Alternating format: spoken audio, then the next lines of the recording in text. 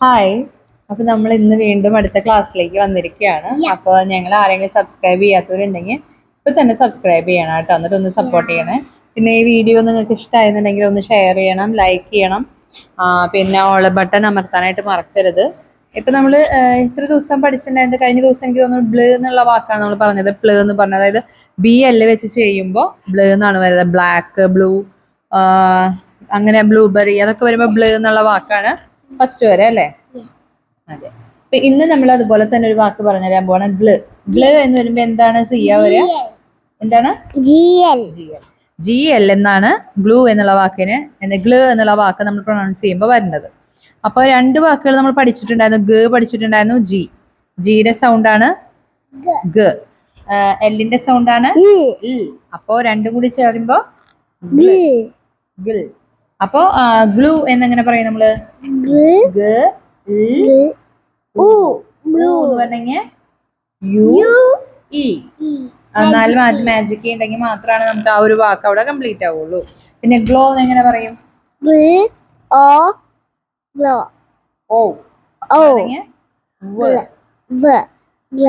വാട്ടർമെലന്റെ വ് എന്ന് പറയുമ്പോ W. ഓക്കെ.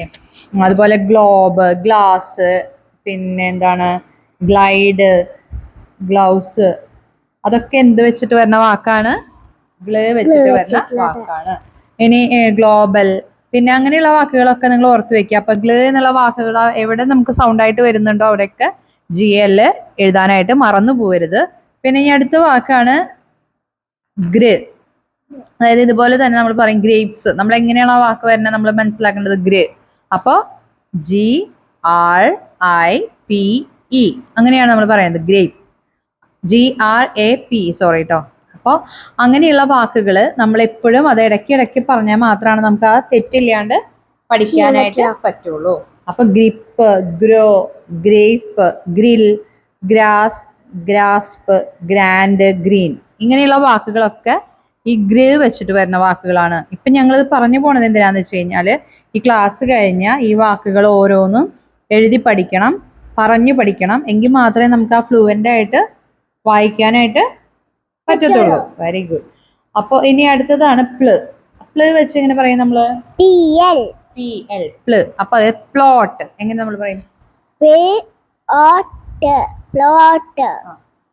സ്പെല്ല് ചെയ്ത് PLOT. കണ്ടോ? PLOT, plot. പ്ലാൻ എങ്ങനെ പറയും? PL plan.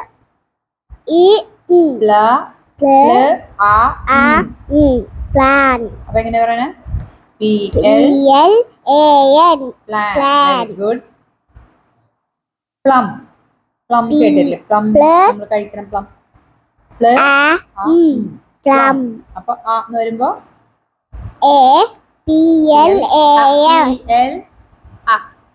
അംബ്രല.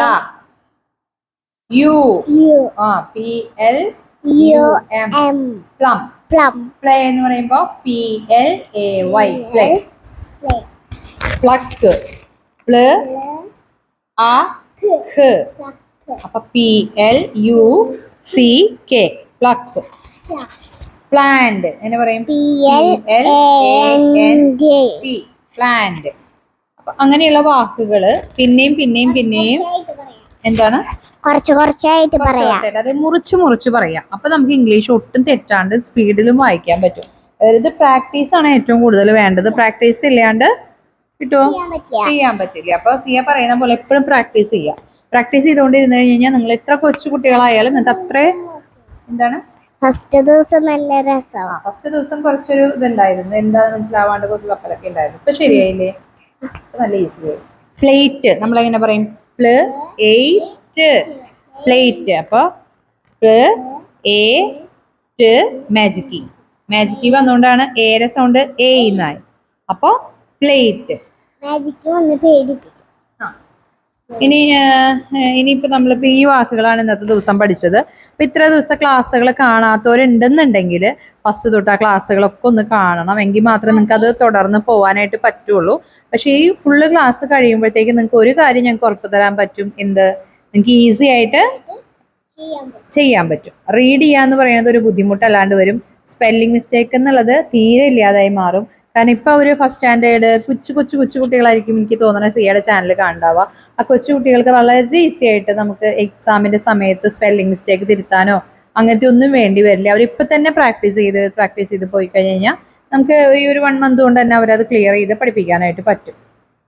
പിന്നെ ഇനിയിപ്പോൾ ഇന്നിപ്പോൾ ഒരു പ്രാവശ്യം കൂടി നമുക്ക് ഒരു റൗണ്ട് എങ്ങനെയാണ് സൗണ്ടുകൾ പഠിപ്പിക്കേണ്ട കുട്ടികളെ എന്നുള്ളത് പറഞ്ഞുതരാം. ഈ ഫോണിക് സൗണ്ട് നമ്മൾ എപ്പോഴും ഇപ്പോൾ നമ്മൾ കിച്ചണിൽ നിൽക്കുമ്പോഴോ, ഞാനൊക്കെ കിച്ചണിൽ നിൽക്കുന്ന സമയത്താണ് കുട്ടികളെ ഭൂരിഭാഗം സമയത്ത് പഠിക്കുക.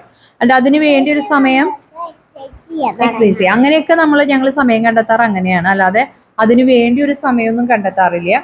അപ്പൊ നമ്മൾ എപ്പോഴാണോ നമ്മൾ കിച്ചണിൽ നിൽക്കുന്ന സമയം കുട്ടികളുടെ കൂടെ കളിച്ചും അങ്ങനെയൊക്കെയാണ് ഞങ്ങളിവിടെ പഠിപ്പിക്കുന്നത്. അപ്പൊ നമ്മളെങ്ങനെയാ സൗണ്ട് പറയാന്നുള്ളതൊന്ന് പറഞ്ഞു കൊടുക്കൂ. അപ്പൊ ഏതെങ്കിലും ഒരു കൈ ഓപ്പോസിറ്റ് ചെയ്തിട്ട് സിയ ഒന്ന് എഴുന്നേറ്റ് നിന്നേ. സിയ ഒന്ന് ചെയ്ത് കാണിച്ചു കൊടുത്തേ. അമ്മ പറയാം, സിയ പറഞ്ഞാൽ മതി. അപ്പൊ അവർക്ക് സൗണ്ട് നല്ല ക്ലിയർ ആവട്ടെ. A, B, C, D, E, F, G, H, I, J, K, L, M, N, O, P, Q, R, S, T, U, V, W, X, Y, Z. ഇത്രയും വാക്കുകൾ പഠിക്കുന്നുണ്ടെങ്കിൽ നിങ്ങളുടെ കുട്ടികൾ തീർച്ചയായിട്ടും ഇത് പഠിക്കാൻ പറ്റും. അപ്പൊ എന്ത് വേണമെന്നുണ്ടെങ്കിൽ എപ്പോഴും പ്രാക്ടീസ് ചെയ്യും, എപ്പോഴും പഠിക്കണം. ഇവരെപ്പോഴും പഠിക്കുമായിരുന്നു. ഉറങ്ങുന്ന ടൈമിൽ അത് പറയും, എഴുന്നേറ്റ് വന്നു കഴിഞ്ഞാൽ അത് പറയും. അങ്ങനെ ഒരു ആഴ്ച അത് കണ്ടിന്യൂസ് നമ്മളൊന്ന് പ്രാക്ടീസ് ചെയ്യിപ്പിച്ചു കഴിഞ്ഞാൽ ഒരാഴ്ച കഴിയുമ്പോഴത്തേക്കും ഒക്കെ ക്ലിയർ ആവും കേട്ടോ. അപ്പൊ നമുക്ക് ഇനി അടുത്ത വീഡിയോയിൽ കാണും വരെ ബൈ ബൈ.